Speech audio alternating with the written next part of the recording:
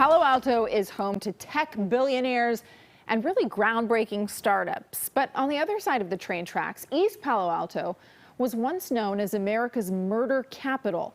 But the city has transformed over the past few years, and the new police chief wants to keep the momentum going. In 1992, East Palo Alto, which had 24,000 residents, recorded 42 murders, the highest murder rate per capita in the nation. But in 2017, there was one homicide recorded, and there were 5 last year.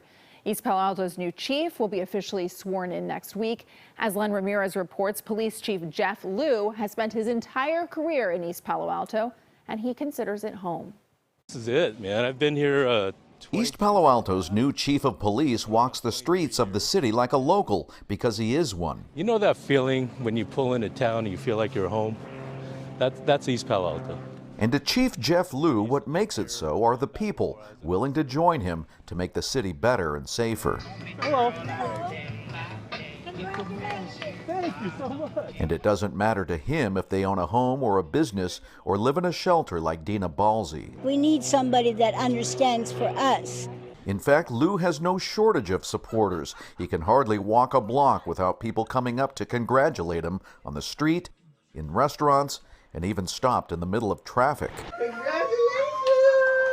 Yay! I'm so proud of you. It's about building relationships, not just doing events here and there, but just getting out and talking to people on a one-on-one basis. Liu grew up in a Chinese-American family in Palo Alto. His father ran a restaurant. He went to Pali High, where he starred on the football team. Growing up in Palo Alto, there were people who came from money. We had kids that showed up to high school on their 16th birthday, their brand new BMWs. That's not me. Liu began his law enforcement career in East Palo Alto in 2000. He served on patrol and led the investigations unit through hard times when the city's per capita murder rate was still one of the highest in the nation. And it was during that time when Liu suffered the darkest day of his career, January 7th, 2006, the day his friend and fellow officer Richard May was murdered by a crime suspect after a foot pursuit right here on this street. He got up to the top of the driveway, saw that Rich had him cornered, turned around with a gun, and shot him. My heart sank. The tears started flowing, and I started driving, faster than I should have, to try to get in here as fast as I could, thinking there's something I could do to bring him back. From that day on, Liu vowed to put his best foot forward and make his mark on the department. He became a commander and now the city's 6th chief of police and the first to rise up through the department's own ranks.